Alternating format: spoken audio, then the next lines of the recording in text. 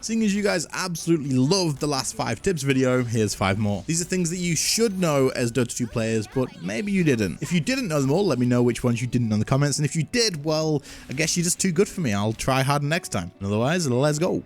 So the first one is going to be actually related to how the hell do you demo mode in the actual main game and not just in the mid lane thing that you would get where there's a little desert over there. How do you use the demo thing with all the different stuff, the dummy targets and whatnot, but in the actual world? This is way better than doing it in the other place. How do I do it? I've had a few people ask this, and so what you do is we're going to quit out so you can see. On the main menu, you are going to come to the armory, then go to world, go to terrain, and then pick your terrain, and then whatever it is, you can just double click it. And then you have to double click, by the way. Clicking once doesn't really do anything. I don't know why. Double click it, then click demo terrain. That way you're demoing the actual map, and it'll still give you the same demo interface. And you can do all of the other good stuff as well, just like before. In fact, this terrain looks absolutely badass. May have to get it, holy hell.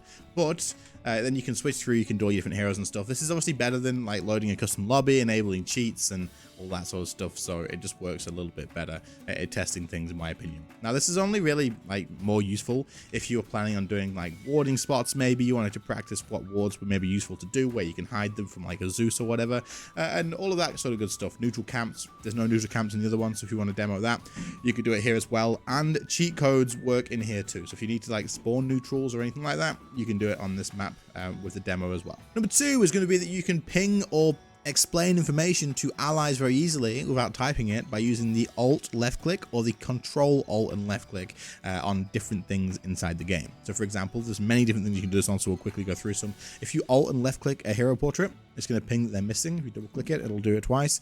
And then you can use Control Alt and left click to say that they've returned. So I do this a lot in mid, and I'm always like, they're going to get so annoyed with it.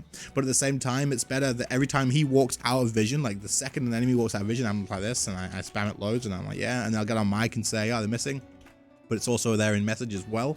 And then when they come back, I'll put it as returned. So like, if I just think they're wandering for the rune, I'll just ping this and I won't say anything. I'll just leave it like that. And then when I see them come back, I'll say, yeah, they've returned. And you can do this very easily. You constantly go through it in lane, and it's not as annoying as you going on mic going, okay, he's missing, okay, he's back, okay, you know what I mean? It's fine.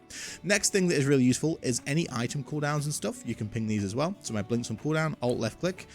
You can do that. Same for TP if it's ready or if it's on cooldown, same sort of thing, right? And then you can do the same with like items in here. If you want to suggest someone to maybe buy an item, you can Control Alt left click. You know, I think someone should purchase the Spirit Vessel. Same with wards. If your support's not buying wards, just so you know though, Observer wards are free. You could always buy a couple of these yourself. But sentries and dust, all this sort of stuff, you can suggest it here, or you can tell them that you're going to buy it if you just use Alt click it by itself. The next one, which I absolutely love myself, is to do with the buyback. The reason I like it so much is because if you Alt and left click on this, it's going to say, I have enough gold for your Scepter of Divinity, right? So it'll tell you that you can afford to buy this item. But if you Control Alt and left click, it's going to say, I have enough gold for the item and buyback. And if you didn't have enough, then it would say, I need 2,000 more gold for the item and for buyback. So it's a nice, safe way and quick way to know whether you're okay to buy an item or not and how you buy back. Now, of course, if you hover over this, it's still going to tell you, but there's like so many lines of text, loads of different numbers. It's so much faster to just click this and go, okay, I need this much. And it also tells your allies as well. So it's pretty useful. You can also just Alt left click this. It'll tell you got buyback and all this other stuff. So there's many things you can do. You can even do talents and whatnot. Like you can Alt click these as well. Just have a mess around with what you can use it on. But the missing one is super useful. If you don't know this one, make sure to use it. And then obviously the things like with checking your buyback and whatnot. I do it like every single game, all the time. So take advantage of these. This next tip is to sort of stress the importance of denying towers and how valuable it can actually be. Many of you are going to know that it's obviously, if you get a last hit on a tower, you're going to get gold for your team, and the hero that gets the last hit is also going to get a bit of extra gold themselves. Now, it's important to keep in mind though that if you do manage to deny a tower, which you should definitely try your best to do, not only are you going to be denying the enemies half of the gold that they would normally get for killing a tower, because killing a tower gives gold to everybody in the team, you will also be giving your allies half of that gold for your team as well. So if you deny a tower here, you'll actually give half of the gold that the enemies would have got to your own team. So this is very valuable, super important. It's like crazy how good this is. So do your best to deny towers rather than just going, well, it's going to die anyway, it doesn't matter too much. A deny is very, very valuable. So it's that part of the video again where I say, guys, I would appreciate it a ton if you click that subscribe button. This channel is growing very quickly. The last video, you guys blew me the hell away. Thank you so much to everybody who clicked the sub button. Hello to all the new subscribers. I appreciate it so much. But so many of you guys that do watch all the videos haven't clicked the sub button yet. So please give it a click, help out the videos a ton. I can make more content. Let's get back to the video. So our next tip is going to be knowing that if you are going to be using a tango, you can actually plant an iron branch and eat the iron branch tree for extra regen from your tango. You see this in the last 30 seconds now, but instead it would, like normally it would only last 16 seconds. You get 32 seconds, so twice as long if you use an iron branch, which is super useful because it doubles the value of that one tango.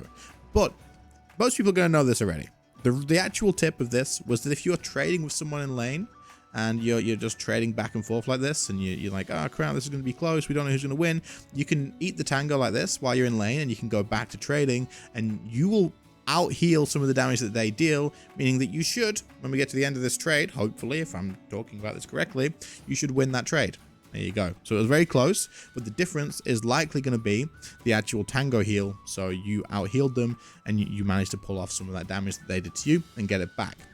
This is super useful for someone who's trading as a support. Even if you just use it on a tree, it's still, obviously you can use the iron branch to double that value, but you can make sure you're regenning when trading with other people as a support. And also another thing you can do is take advantage of this as you're running away, because obviously if they're chasing you and you're like, oh crap, oh no, what am I going to do? You plant the tree. What the frick? You plant the tree, you eat the tree, and you run.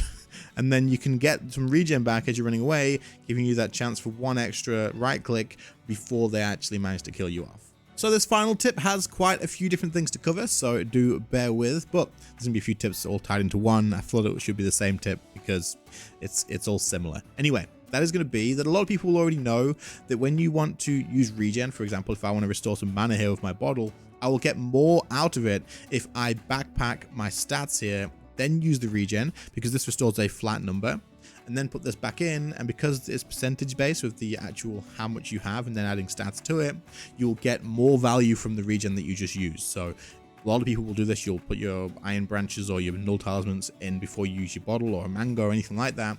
You should definitely do this. However, as you see, when you put this in your backpack and then back to your inventory, you have a 6-second cooldown before that item's available again. If you're feeling sneaky and you feel safe to do so, you can drop this on the floor, use the regen, then pick it back up, and it will be immediately ready to use again with no cooldown. Obviously, you're risking that someone could come along and take that, snipe it from you, or kill it or whatever. But if you know it's safe, then you can definitely do that, take advantage of it. So that's the first thing. The next thing is that, say for example, you kept this ring here because you wanted to restore a little bit of mana. You're a hero that struggles with mana a lot, so you wanted to swap this around every now and again to restore the mana when it was ready off cooldown. It's got a 6-second cooldown before you can use it.